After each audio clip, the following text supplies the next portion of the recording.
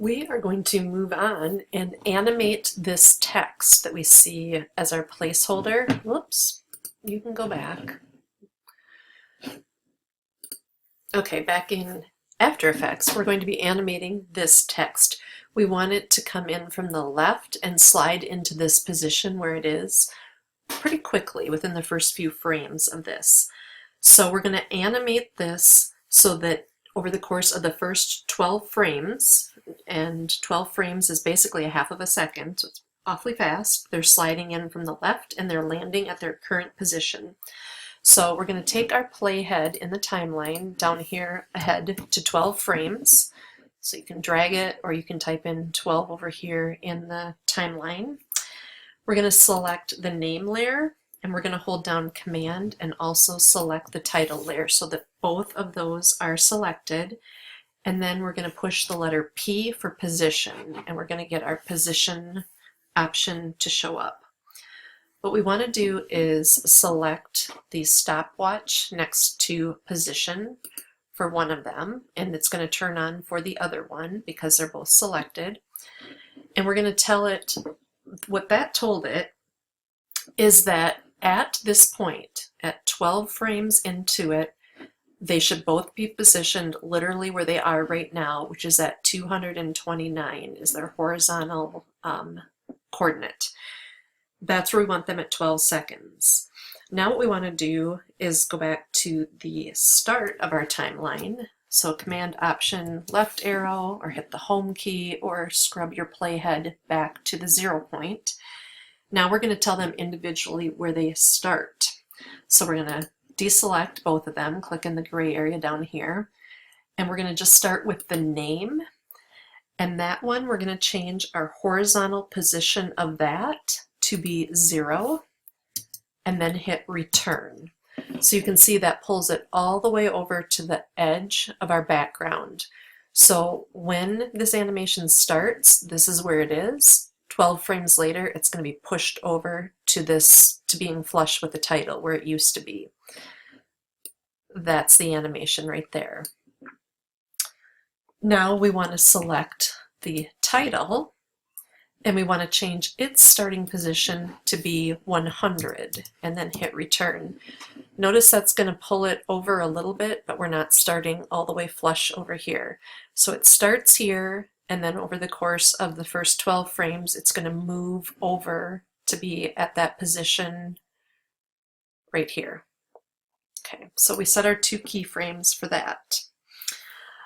If we do a RAM preview of this, this is what it looks like. And I'm just pressing 0 on my numeric keypad. You can see how the circles are still animating, but you see how fast it slides in and it kind of abruptly stops. There are some effects that we can add to this called easy ease, and there's an easy ease in, an easy ease out, or just plain old easy ease. An easy ease, which is the one that we're going to use, gradually slows down the incoming animation speed as well as gradually speeds up the outgoing. So this basically is just going to look a little bit more appealing to the human eye if they have some slow startup or slower finishing. When somebody sprints a 100-meter sprint, there's a little bit of ramp up and a little bit of slowdown, so we're used to that. So what we want to do is these are the 2 keyframes at the end point, and we want to do something to those 2 keyframes. So I'm going to marquee select them by starting down low and marquee selecting those 2 up. You can see how they lit up blue as I'm marquee selecting them. And then when I let go of that marquee, these 2 keyframes are lit up in blue, so they are selected. From here, we're going to go up to our top menu. We're going to choose Animation, Keyframe Assist, and then you can see we have Easy Ease in or out. We're going to do the first one, Easy Ease. From here, we also could have right-clicked and chosen Keyframe Assistant Easy Ease. It would have been the same thing. Notice how our keyframes are no longer diamond shaped. Now they're kind of hourglass or anvil shaped. Anytime a keyframe is not a diamond shape, it means that the speed going in or out is not constant. It's been changed some way. So I'm going to do a RAM preview of this by pressing 0 and stopping it by pressing 0. So it slows down a little at the end. It's not quite as dramatic as it was before. Again, all this is happening over 12 frames, which is just a half a second, so it's a lot to take in. The next thing is motion blur. That's a visual artifact that occurs in varying degrees based on the speed of a camera's shutter. You guys know this from photography. So objects in motion will appear blurry at lower shutter speeds. So After Effects can simulate this, and we're going to kind of see some blurred letters flying into place. So we're going to give our moving text some motion blur.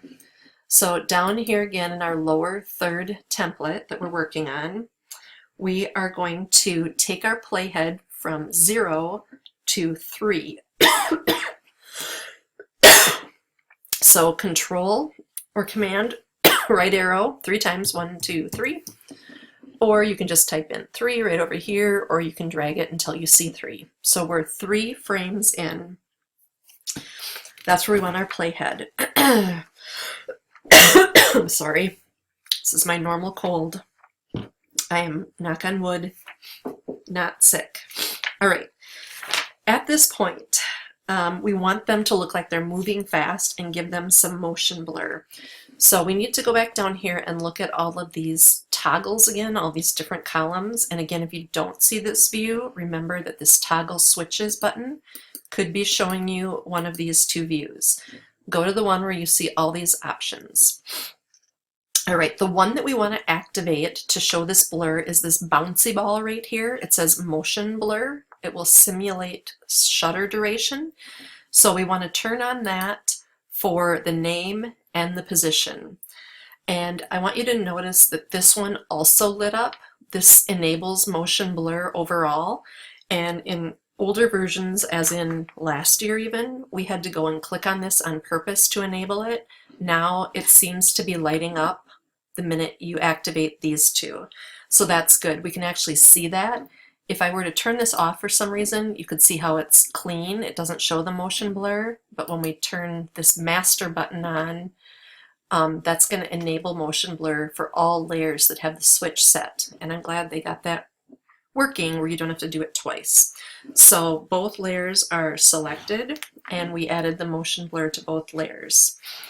We're going to do our RAM preview again. So this is what it looks like. It starts a little blurry and it ends clear.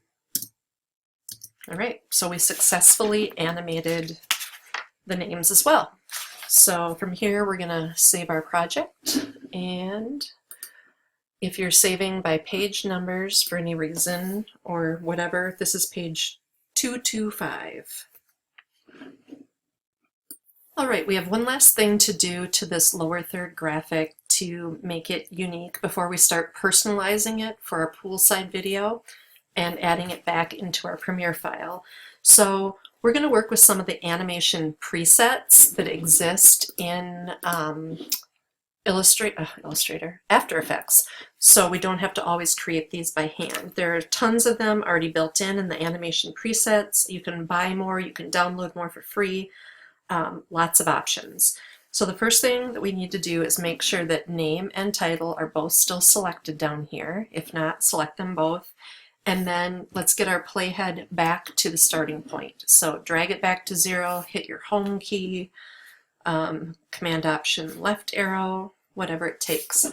Then what we want to do is come over here to our right panels, and we want to find our effects and preset panel, or if you need to, go to your window and choose effects and presets. Mine is all twirled open much farther than it should be because I want you to see this is the starting point.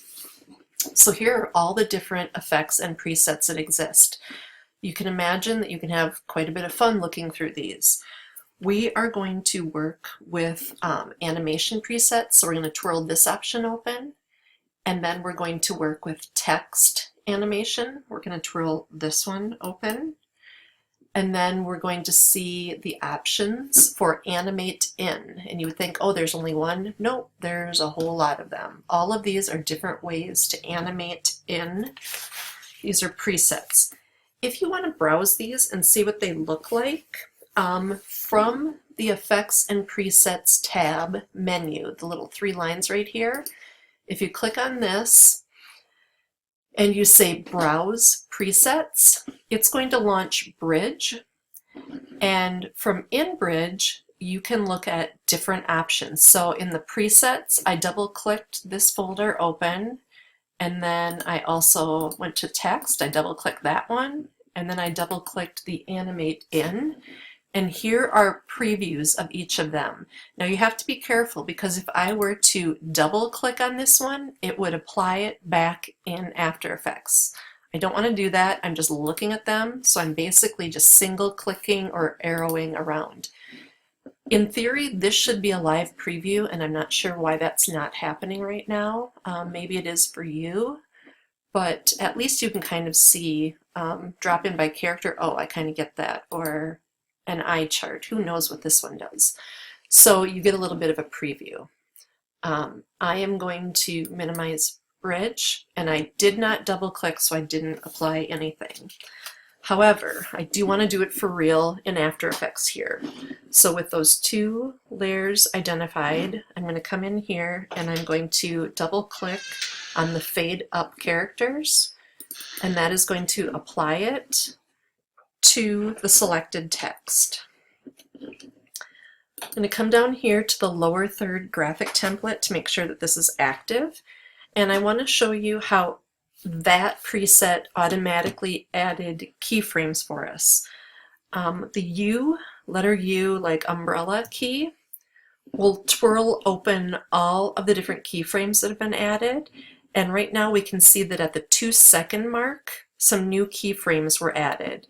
And if I pull my timeline playhead, I will see that letters keep coming in one by one as I go through this 2-second timeline. That's where it automatically stopped. The animation was at 2 seconds. So if I do a RAM preview of this, that's how long it took for that to come in. It's actually a little too long. We're going to speed it up a lot. So this has it ending at 2 seconds. We actually want it to end much faster. So what we're going to do is we're going to marquee select these 2 keyframes. So again, I always start down here in the dead area and I start my marquee up. So there's the 2. We want to take our playhead to frame 6. So whether you drag it or you type in 6 right here or you right arrow over, doesn't matter. We're going to get our playhead to 6. And now what we want to do is take these 2 keyframes that we've identified and we want to drag them and snap them to the playhead. So I'm going to click and drag, and then I'm going to hold shift as I get close so that they snap right to my timeline. So they're now snapped into the 6-second point. And I'm going to RAM preview from here. So now it's happening over 6 frames, which is really fast. You don't even really notice it coming in letter by letter. So that is the animation that we chose to do there. And everything looks good for us. We're going to do a save. And if you're saving by page number, 230. So this is going to be the end of this clip, and then we're going to move on and we're going to actually personalize these with our poolside people's names and titles, and then we're going to put them into our Premiere timeline.